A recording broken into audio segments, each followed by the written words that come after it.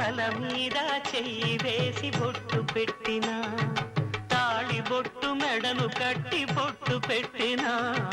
తల మీద చెయ్యి వేసి బొట్టు పెట్టినా, తాళి బొట్టు మెడను కట్టి బొట్టు పెట్టినా, సన్ని కళ్ళు తొక్కినా సప్తపదులు మెట్టినా, సన్ని కళ్ళు తొక్కినా సప్తపదులు మెట్టినా, మనసు మనసు కలపడమే